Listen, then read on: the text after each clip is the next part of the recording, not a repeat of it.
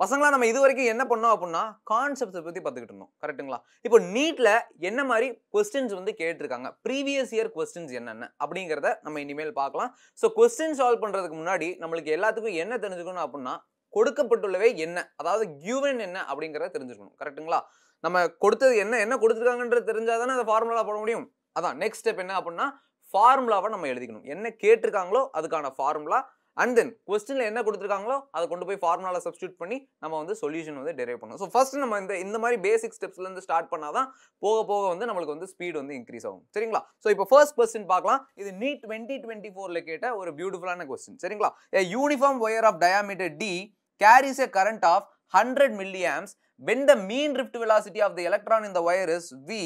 For a wire of diameter D by 2 of the same material to carry a current of 200 milliamps, the mean drift velocity of the electron in the wire. So first question என்ன பண்ணனும் அப்படினா இந்த மாதிரி ஃபாஸ்டா read பண்ணாம நம்ம ஸ்லோவா read பண்ணி என்னென்ன கொடுத்திருக்காங்க அப்படின்றத ஃபர்ஸ்ட் நம்ம எழுதிக்கணும் சரிங்களா? A uniform wire of diameter D அப்படினு கொடுத்திருக்காங்க. So first நான் given அப்படின்றது என்னன்னு எழுதிக்கிறேன். A uniform wire of diameter D. அப்ப diameter ஒரு யூனிஃபார்மான வயர் இருக்கு. அந்த வயரோட டயாமீட்டர் எனக்கு என்னன்னு கொடுத்துட்டாங்க D அப்படின்றத கொடுத்துட்டாங்க.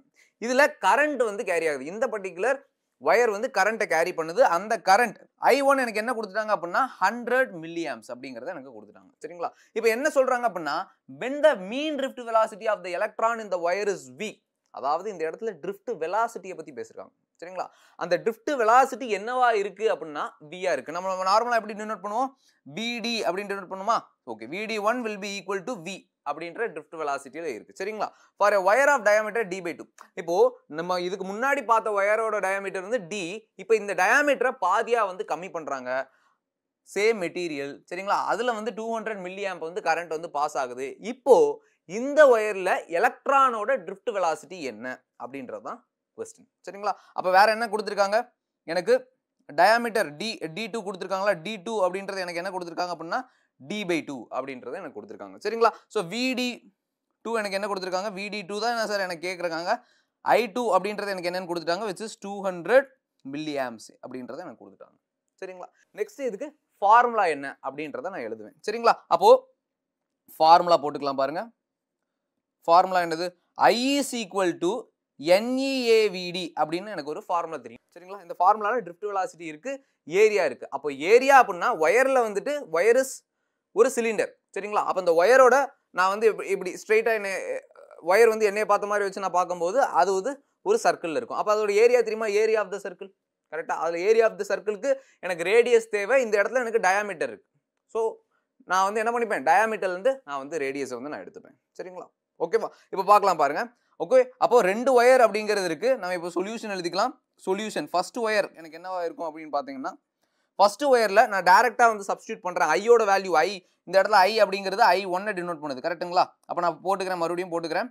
I1 will be equal to NEA VD க்கு பதிலா V. ஏன்னா ஃபர்ஸ்ட் வயர்ல எலக்ட்ரானோட drift velocity V அப்படின்றத கொடுத்துட்டாங்க சரிங்களா? இப்போ நான் வந்து சப்ஸ்டிட்யூட் பண்ணிக்கிறேன் வேல்யூஸை. 100 will be equal to NE A க்கு பதிலா A அப்படின்றது πr ஸ்கொயர் குறிக்குது. இந்த இடத்துல R அப்படிங்கிறதுக்கு பதிலா எனக்கு டயாமீட்டர் கொடுத்துட்டாங்க. எனக்கு டயாமீட்டர் அப்படிங்கிறது என்ன அப்படின்னு பாத்தீங்க அப்படின்னா ரேடியஸோட பாதி கரெக்ட்டுங்களா? அப்படின்றது எனக்கு தெரியும். So by D by 2 square அப்படின்னு நான் போட்டுக்கிறேன் சரிங்களா? Into V. ஓகே ஸோ இது எனக்கு ஃபர்ஸ்ட் ஃபார்ம். அப்போ NE by D square by 4 into V அப்படின்னு இருக்கும். புரிஞ்சுங்களா? ஸோ இது நான் ஈக்குவேஷன் 1 அப்படின்னு நான் வச்சுக்கிறேன் சரிங்களா? இப்போ நெக்ஸ்ட் ஈக்குவேஷன். ஓகே செகண்ட் வயருக்கு செகண்ட் வயர் I2 அப்படிங்கிறது எனக்கு தெரியுமா? நான் டைரக்டா வந்து எழுதிக்கிறேன் பாருங்க.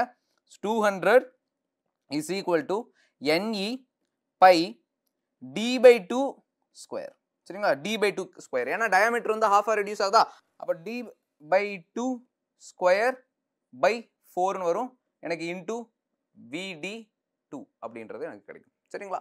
இப்போ கம்பேர் டு ஃபர்ஸ்ட் வயர் எனக்கு செகண்ட் வயரோட செகண்ட் வயர்ல இருக்க எலக்ட்ரானோட drift velocity எப்படி மாறி இருக்கு அப்படின்றதுக்கு நான் என்ன பண்ணுவேன் அப்படின்னா ஃபர்ஸ்ட் ஈக்குவேஷனையும் செகண்ட் ஈக்குவேஷனையும் நான் டிவைட் பண்ணிப்பேன் கரெக்ட்டுங்களா? அப்ப டிவைடிங் 1 by 2. ஸோ நான் டிவைட் பண்ணும்போது எனக்கு என்ன ஆகும்? ஸோ நான் டிவைட் பண்ணும்போது எனக்கு என்ன கிடைக்கும் அப்படின்னா 100 by 200 will be equal to d square into 4 into v by d square into vd2 அப்படின்னு வந்து எனக்கு கிடைக்கும். ஸோ இதை நான் ஃபர்தராக சிம்பிளிஃபை பண்ணும்போது எனக்கு vd2 will be equal to 8 voltage அப்படிங்கிறது எனக்கு கிடைக்கும். So option B will be the right answer for this question. சரிங்களா? ஸோ இந்த மாதிரி தான் எனக்கு கொஸ்டின்ஸ், ஒவ்வொரு கொஸ்டின்ஸும். ஸோ ஃபர்ஸ்ட் கிவன் என்னன்னு எழுதிக்கணும், ஃபார்முலா எழுதிக்கணும், சொல்யூஷன் வந்துட்டு போகணும். சரிங்களா? ஸோ நீட்டில் சார் எக்ஸாமில் போய் நான் இந்த மாதிரி ஒவ்வொன்றும் நான் ஸ்டெப் பை ஸ்டெப்பாக போட்டுக்கிட்டு இருக்கோம்னா அவங்க ஸ்டெப் பை ஸ்டெப்பாக கேட்கறது இல்லை. ஓகே, ஒரு எம்சிக்யூ கொஸ்டின் கொடுத்துருவாங்க. ஸோ அந்த எம்சிக்யூ கொஸ்டினை, மல்டிபிள் சாய்ஸ் கொஸ்டினை நான் வந்து ஷேட் பண்ணால் எனக்கு போதும். சரிங்களா? ஸோ அதுக்கு முன்னாடி நம்ம இந்த மாதிரி பேசிக்லேருந்து நம்ம வந்து ப்ராக்டிஸ் பண்ணணும். சரிங்களா? ஸோ வாங்க நம்ம நெக்ஸ்ட் கொஸ்டின் போகலாம். A copper wire of length 10 meter and radius 10 power minus 2 by root pi m has an electrical resistance of 10 ohm. The current density in the wire for an electric field strength of 10 volt per meter is. சரிங்களா? இப்போ நான் given போட்டுக்கிறேன் பாருங்க. கொஸ்டின்ல என்ன கொடுத்துருக்காங்க மறுபடியும் read பண்றேன். A copper wire of length 10 meter. சரியா? ஸோ காப்பர் ஒயர் அதோட லென்த் வந்துட்டு 10 மீட்டர்னு கொடுத்துருக்காங்க. So length will be equal to 10 meter. அதோட ரேடியஸும் எனக்கு கொடுத்துட்டாங்க, which is 10 power minus 2 by root pi meters அப்படின்னு கொடுத்துட்டாங்க. has an electrical resistance of 10 ohm. அதுக்கு வந்து என்ன இருக்கு, ஒரு electrical resistance அப்படிங்கிறது இருக்கு, which is R. நம்ம யூசுவலா டினோட் பண்ணுவோம்ல. ஸோ 10 ohm அப்படின்ற electrical resistance அப்படிங்கிறது இருக்கு. the current density in the wire for an electric field strength of. அப்ப electric field strength ஓட வேல்யூ எனக்கு கொடுத்துட்டாங்க. current density என்ன அப்படிங்கறத கேக்குறாங்க. அப்ப electric field எனக்கு என்னவா இருக்கு அப்படினு பாத்தீங்கன்னா 10 volt per meter அப்படின்றது இருக்கு. சரிங்களா? எனக்கு என்ன கேக்குறாங்க, எனக்கு current density கேக்குறாங்க. current density நம்ம யூசுவலா எப்படி டினோட் பண்ணுவோம், J அப்படின்றது டினோட் பண்ணுவோமா? கரெக்ட்டுங்களா? இப்போ நான் ஃபார்முலா போட்டுக்கிறேன். ஸோ J ரிலேட்டடா எனக்கு என்னென்ன ஃபார்முலாஸ் தெரியும் அப்படின்றது நான் பார்க்குறேன். So J is equal to I by A அப்படின்ற எனக்கு ஒரு ஃபார்முலா தெரியும். J is equal to sigma E அப்படின்ற ஒரு ஃபார்முலா எனக்கு தெரியும்.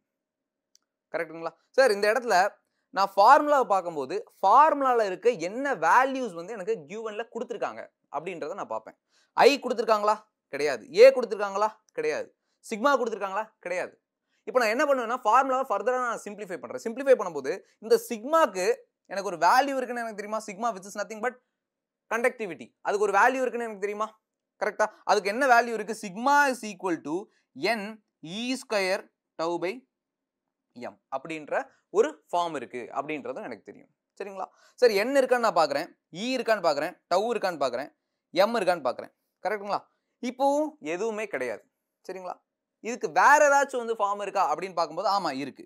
என்ன அப்படின்னு பார்க்கும்போது L பை ஆர் ஏ அப்படின்ற ஒரு ஃபார்ம் இருக்கு. சரிங்களா? சார் அப்போ சிக்மா அப்படிங்கிறது எனக்கு எதை குறிக்குது? சிக்மா அப்படின்றது கண்டக்டிவிட்டியை குறிக்குது. கண்டக்டிவிட்டின்றது என்னது?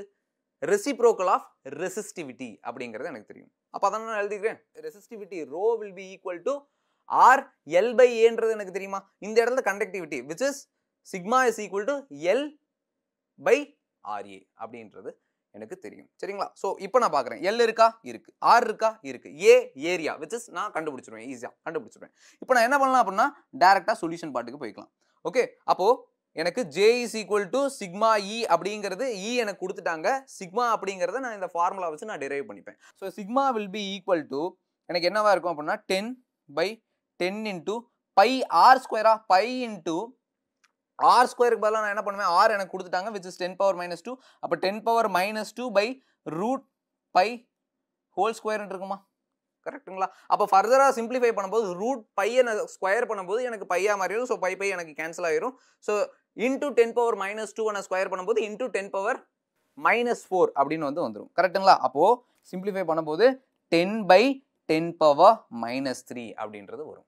சரிங்களா? இப்போ இந்த 10 பவர் மைனஸ் 3யை நான் வந்து நியூமரேட்டர் கொண்டு போவேன்னா, அப்போ நியூமரேட்டர் கொண்டு போகும்போது ப்ளஸ் 3 ஆயிரும். ஸோ 10 பவர் 4 யூனிட் எழுதணும் விச் இஸ் ரியலி இம்பார்ட்டன்ட். ஒவ்வொரு குவான்டிட்டிக்கும் யூனிட்ஸ் அப்படிங்கிறது ரொம்ப இம்பார்ட்டன்ட். அப்போ கண்டக்டிவிட்டியோட யூனிட் என்னப்பா? மோ. சரிங்களா? அப்போ இந்த இடத்துல ஓகே நான் சிக்மா அப்படிங்கிறது என்னன்றதை நான் கண்டுபிடிச்சிட்டேன். இப்போ நெக்ஸ்ட் நான் என்ன பண்ணணும், கரண்ட் டென்சிட்டி கண்டுபிடிக்கணுமா? அப்போ கரண்ட் டென்சிட்டி அப்படிங்கிறது எனக்கு தெரியும் which is J will be equal to sigma E அப்படிங்கிறது எனக்கு தெரியும். சிக்மாவோட வேல்யூ எனக்கு தெரிஞ்சிச்சா 10 பவர் 4. E ஓட வேல்யூ எனக்கு தெரியுமா? கொஸ்டின்ல எழுதிருக்கேன் பாருங்க, 10 அப்படின்னு எழுதிருக்கீங்களா? அப்போ இன்டூ 10. ஸோ ஓவராலா பார்த்தீங்க அப்படின்னா 10 பவர் 5 எனக்கு J which is current density. Current டென்சிட்டியோட யூனிட் என்னப்பா? கரண்ட் டென்சிட்டியோட யூனிட் என்ன அப்படின்னு பார்த்தீங்கன்னா ஆம்பியர் பர் மீட்டர் ஸ்கொயர். புரிஞ்சுங்களா? Ampere per metre square. ஏன் J is equal to I ன்னு எனக்கு தெரியுமா? which is I is current. கரண்டோட யூனிட் என்ன? Ampere by area. ஏரியாவோட யூனிட் என்ன? Metre square. ரொம்ப ரொம்ப ஈஸி. ஓகேவா? எனக்கு நீட்ல ஸோ இந்த மாதிரி பேசிக் கொஸ்டின்ஸ் தான் வந்து கேட்குறாங்க. நார்மலாக நீங்கள் கான்செப்ட் அண்டர்ஸ்டாண்ட் பண்ணிட்டாலே உங்களுக்கு கொஸ்டின்ஸில் கொடுத்துருக்க வேல்யூ வச்சு ஃபார்முலா வச்சு சப்ஸ்டியூட் பண்ணி ஆன்சர் கண்டுபிடிச்சு போயிடலாம். ஸோ இதுக்கு ஆப்ஷன் எது கரெக்டாக இருக்கும்? Option B will be the right answer for this question. சரிங்களா? ஸோ இது நீட் 2022ல கேட்ட ஒரு பியூட்டிஃபுல்லான கொஸ்டின். இப்போ வாங்க அடுத்த கொஸ்டினுக்கு போகலாம். A certain wire A has a resistance 81 ohm. Okay, இப்போ நம்ம அப்படியே given எழுதிக்கலாம் பாருங்க. ஸோ given பார்த்தீங்க அப்படின்னா என்னது ரெசிஸ்டன்ஸ் கொடுத்துருக்காங்க which is 81 ohms. பியூட்டிஃபுல். இந்த resistance of another wire B. Okay, அப்போ ரெண்டு வயர் இருக்கு. வயர் ஏன்னு ஒரு வயர் இருக்கு. அப்போ ரெசிஸ்டன்ஸ் ஆஃப் வயர் RA நான் டெனோட் பண்ணிக்கிறேன் which is equal to 81 ohms. another wire B of the same material. அந்த பர்టిక్యులர் வயர் என்ன மெட்டீரியலால் ஆனது? ஒரே மெட்டீரியல். அதை என்ன மெட்டீரியல்னு கொடுக்கல, ஒரே மெட்டீரியலால் ஆனது அப்படின்னு சொல்லியிருக்காங்க. And equal length. ஓகே, ரெண்டுத்துக்குமே லென்த் ஈக்குவல். சரிங்களா? But of diameter thrice the diameter of A. அப்போ பி அப்படின்ற ஒயரோட டயாமீட்டர் எப்படி இருக்குன்னா ஏ அப்படின்ற ஒயரோட டயாமீட்டரை விட 3 மடங்கு இருக்கு அப்படின்றது வந்து கொடுத்துருக்காங்க. நம்ம ஏற்கனவே பார்த்துருப்போம். இது வந்து கான்செப்சுவலாக நீங்கள் வந்து அண்டர்ஸ்டாண்ட் பண்ணிக்கணும். என்ன அப்படின்னா ரெசிஸ்டன்ஸ், ரெசிஸ்டிவிட்டி இதை 3 விஷயத்தை பொறுத்து எனக்கு வந்து மாறும். டெம்பரேச்சர் பொறுத்து மாறும் அப்படின்றத நம்ம பார்த்துட்டோம். 3 விஷயம் என்ன அந்த ஃபார்முலால இருக்கும் பாருங்க. Resistivity is equal to RL by A. Resistivity is directly proportional to length, inversely proportional to area அப்படிங்கிறது எனக்கு இருக்கும். இப்போ லென்த் வந்து அப்படியே தான் இருக்குன்னு சொல்லிட்டாங்க. இந்த இடத்துல டயாமீட்டர் மாறுது. அப்போ டயாமீட்டர் மாறுது அப்படின்னா ஏரியாவும் மாறும். கரெக்டுங்களா? ஸோ எனக்கு என்னவா இருக்கும் அப்படின்றத கேட்குறாங்க. அப்போ ரெசிஸ்டன்ஸ் என்னவா இருக்கும் அப்படின்றத கேட்டிருக்காங்க. விச் இஸ் எனக்கு என்ன கேட்டிருக்காங்க? R2 which is RB, resistance of wire B எனக்கு என்னன்னு கேட்டிருக்காங்க. Okay, so diameter of A கொடுத்துட்டாங்களா? ஓகே, D of A எனக்கு என்னன்னு கொடுத்துருக்காங்க? D அப்படின்னு கொடுத்துட்டாங்க. diameter of B அதை நான் D dash அப்படின்னு நான் வச்சுக்கிறேன். சரிங்களா? which will be equal to 3D அப்படின்றது எனக்கு தெரியும். சரிங்களா? 3 times the diameter of A. Okay, இப்போ நம்ம ஃபார்முலா போட்டுக்கலாம். ஸோ ஃபார்முலா ஓகே, பேசிக்காக எனக்கு ஒரு ஃபார்முலா தெரியும். R is equal to V by I அப்படின்ற எனக்கு ஒரு ஃபார்முலா தெரியும். இப்போ நான் கொஸ்டின் பார்க்குறேன். V இருக்கா I இருக்கா? கிடையாது. கரெக்டா? ஏரியா தான் கொடுத்துருக்காங்க. அப்போ ஏரியா ரிலேட்டடாக ரெசிஸ்டன்ஸில் என்ன ஃபார்முலா இருக்குது அப்படின்றத நான் யோசிச்சு பார்க்குறேன். யோசிச்சு பார்க்கும்போது எனக்கு கிடைக்குது R is equal to rho L by A அப்படின்ற எனக்கு ஃபார்முலா கிடைக்குது. ஸோ இந்த ஃபார்முலா நான் யூஸ் பண்ண மாட்டேன். இந்த ஃபார்முலா நான் யூஸ் பண்ணிப்பேன். சரிங்களா? அப்போ சொல்யூஷன் எழுதிக்கலாம் பாருங்க. Solution R directly proportional to ஏரியாவா? ஓகே, ஸோ ஃபர்ஸ்ட் நான் ஏரியா என்னன்றதை நான் எழுதிக்கிறேன். Area is equal to A is equal to pi R square அப்படிங்கிறது எனக்கு தெரியும். கரெக்டுங்களா? இந்த இடத்துல பை அப்படிங்கிறது ஒரு கான்ஸ்டன்ட். கரெக்டா? R ஸ்கொயர் அப்படின்னு நான் போடும்போது இந்த இடத்துல எனக்கு என்ன கொடுத்துருக்காங்க? டயாமீட்டர் அப்படின்றத கொடுத்துருக்காங்க. கரெக்டுங்களா? டயாமீட்டரோட பாதி தான் எனக்கு ரேடியஸ். அப்போ டயாமீட்டர் பை 2 நான் போடுவேன்னா அப்போ 2 இஸ் ஆல்சோ ஏ கான்ஸ்டன்டா? கரெக்டா? இப்போ நான் 2 ஒயரை கம்பேர் பண்ணும்போது இந்த 2 ஸ்கொயர் ஆகி 4 ஆயிரும். சரிங்களா? அப்போ இந்த 4 கேன்சல் அவுட் ஆயிருமா? பையும் கேன்சல் அவுட் ஆயிருமா? அப்போ ரிமைனிங் எனக்கு என்னென்ன மட்டும் இருக்கும்? RA will be equal to 1 by D square நான் போட்டுக்கலாமா? கரெக்டுங்களா? அப்போ RB எனக்கு என்னவா இருக்கும்? RB will be equal to 1 by 9D இருக்குமா? 9D ஸ்கொயரா இருக்குமா? இப்போ நான் கம்பேர் பண்ணி பார்க்கும்போது ரெசிஸ்டன்ஸ் எந்த மாதிரி மாறி இருக்கு? அப்போ ஐ ஹேவ் டு கம்பேரா? அப்போ நான் கம்பேர் பண்ணும்போது நான் என்ன பண்ணிப்பேன்? டிவைட் பண்ணிப்பேன். கரெக்டுங்களா? அப்போ RB divided by RA. So RB divided by RA போட்டோம்னா RB by RA எனக்கு என்னவா இருக்கும்? எனக்கு D ஸ்கொயர் by 9D ஸ்கொயராக இருக்கும். So D square cancel out ஆகி எனக்கு 1 by 9 அப்படிங்கிறது வந்துடும். புரிஞ்சுங்களா? ஸோ RAவை நான் வந்து ரைட் ஹேண்ட் சைட் கொண்டு போய்க்கிறேன். So RB will be equal to RA by 9 அப்படின்ட்டு இருக்கும்.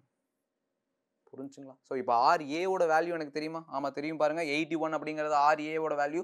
So RB will be equal to 81 by 9 which is 9. So RB will be equal to 9 ohms. இது 2023ல கேட்ட நீட்டோட ஒரு பியூட்டிஃபுல்லான question. So option B will be the right answer for this question. Thank you.